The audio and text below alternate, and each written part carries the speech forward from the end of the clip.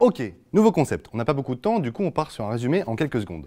Le concept de ciné-séance est très simple. Vous faire découvrir des films. Ça peut être des bons films ou des mauvais films, peu importe. Le but est que vous puissiez voir ces films sur les plateformes de VOD comme Netflix ou autres, ou à la location sur Internet. Par conséquent, le résumé du film ne contiendra uniquement ce qu'on peut voir dans la bande-annonce, ainsi que ce qu'on peut lire dans les résumés Wikipédia et Allociné. S'en suivra une analyse joviale et entraînée, qui donnera un angle de lecture au film, si vous voulez le voir. Il s'agit de choix très personnels, donc c'est pas une chronique en mode « Eh, vous devez forcément aimer ce film ». Non, c'est une chronique en mode « Eh, ce film est plutôt sympa, regardez-le et on pourra en discuter ».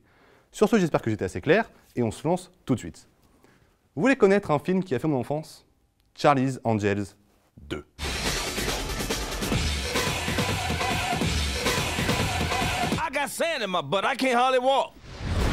Charlie's Angels 2 est un film américain sorti en 2003 et réalisé par McJ, un mec qui est connu pour son travail de réalisateur sur la saga Charlie's Angels. Sur la saga Charlie's Angels. Parce qu'en vrai, il n'y a que 2 films dans toute la saga, du coup... Quand j'étais gosse, on l'avait en DVD et je le matais tout le temps. J'avais 8 ans et j'alternais entre Charlie's Angels 2 et Too Fast, Too Furious qu'on avait également en DVD. On avait d'autres films, hein, mais Internet n'était pas encore vraiment entré dans les foyers et quand je trouvais un film que j'aimais, je le matais encore et encore et encore et encore.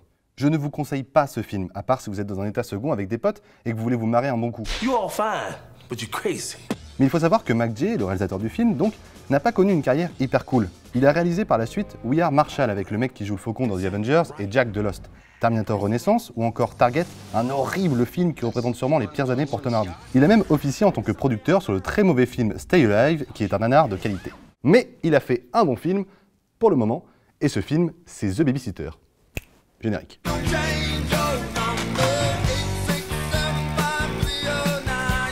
Petit avertissement, ce film est interdit aux moins de 16 ans, donc si vous ne voulez pas commettre un crime, fuyez de cette vidéo. Mais après on est sur internet, donc vous faites ce que vous voulez en fait. The Babysitter raconte l'histoire de Cole, un collégien de 14 ans qui est une victime et qui, en plus d'être persécuté par d'autres gosses, se fait encore garder quand ses parents partent en week-end. Sauf que sa babysitter est une fille qui, comment dire, est vraiment très jolie. Du coup on peut comprendre pourquoi il veut encore se faire garder. What up, say? I love her. Les parents de Cole partent pour le week-end dans un hôtel et Cole est seul avec sa babysitter nommée Bee pour quelques jours. Les deux s'amusent, dansent, regardent un film dans leur jardin sur un écran géant, parce que franchement la télévision c'est tellement has-been, et s'amusent encore plus. Puis Cole va au lit. Mais, curieux de savoir ce que Bee fait pendant qu'il dort et croyant une amie à lui qui le convainc encore plus de rester debout pour voir ce qu'elle fait, Cole se lève et découvre que Bee invite des amis pendant son sommeil pour jouer au jeu de la bouteille. Il les voit s'amuser, s'embrasser beaucoup trop longtemps pour satisfaire le public masculin, et très rapidement, ça part totalement en couille. Bee est en fait une meurtrière sanguinaire qui cherche à récupérer le sang d'un sacrifice humain dans le but de poursuivre un rite satanique avec ses copains. People have always done human sacrifice. Yeah, but like, not in America with hot people. Parce que franchement, jouer à la console, c'est tellement has-been. S'ensuit une suite de péripéties avec des fuites, des courses et tout un tas de trucs vraiment stylés qui permettent de constamment justifier encore plus d'éclaboussures de sang. Ok, vous devez regarder ce film. En fait, je pense que quiconque veut passer un bon moment doit regarder ce film parce que, c'est un bon moment à passer. Au-delà d'un scénario totalement barré qui multiplie les références, un peu à la Scream mais en moins bien, et au passage allez voir Scream parce que c'est vraiment un film stylé, le film a une vraie vision. Et c'est ça que j'aime beaucoup chez ce film, sa vision. Le film s'arrête par moments pour mettre des cartons très pop, nous faisant sortir de l'histoire mais pas de l'univers du réalisateur.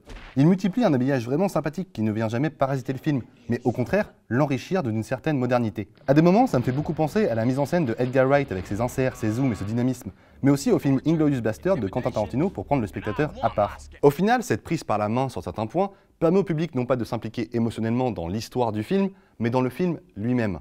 En prenant de la distance, on apprécie encore plus sa dérision. C'est un film qui détourne les codes du genre, avec notamment tous ces détails dans le premier acte, qui trouvent un autre sens dans le deuxième, chose typique des films d'horreur et autres slashers. Ça prend en compte que le public a vu des dizaines de films du même style par le passé, et donc ne cherche pas à révolutionner ça. Il en joue. Man, sometimes you gotta settle, alright? I got a cousin Chantel, titties flat, personality real good. Et c'est une chance qui ait été distribuée par Netflix. À la base, c'était New Line Cinema qui avait les droits de distribution pour ce film, et ils les ont finalement vendus à Netflix pour faire un programme Netflix Original.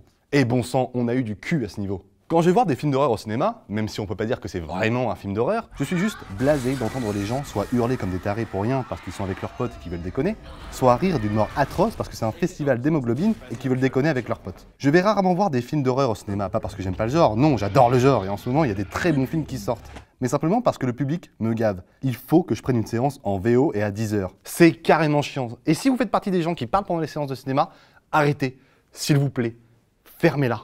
Et The Babysitter aurait juste été un enfer en salle parce que l'histoire, malgré des personnages très attachants et des acteurs convaincants comme Judah Lewis, qui joue Cole et qui joue aussi dans Démolition de Jean-Marc Vallée, un très bon film que je vous conseille, ou encore Samantha Weaving qui joue la Babysitter et qui est la nièce d'Hugo Weaving. Oui, le mec qui joue le méchant de Matrix. Ben, ça reste un film assez barré qui, par ses jets de sang à foison, aurait fait rire la majorité d'une salle de cinéma. Je suis d'habitude pour aller au cinéma et je suis un grand fan des salles de cinéma.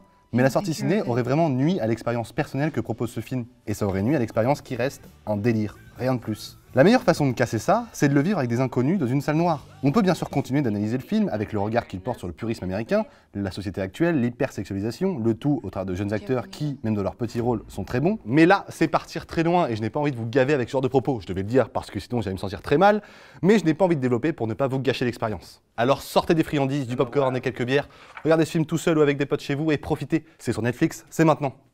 N'hésitez pas à vous abonner à la chaîne des fanatiques, à liker, à laisser un petit commentaire si vous avez vu le film ou si vous comptez le voir. C'est une première, donc vraiment, donnez-moi tout l'amour possible. Je sais pas si je le mérite, mais en tout cas, ce serait sympa et je serais plus heureux avec ça.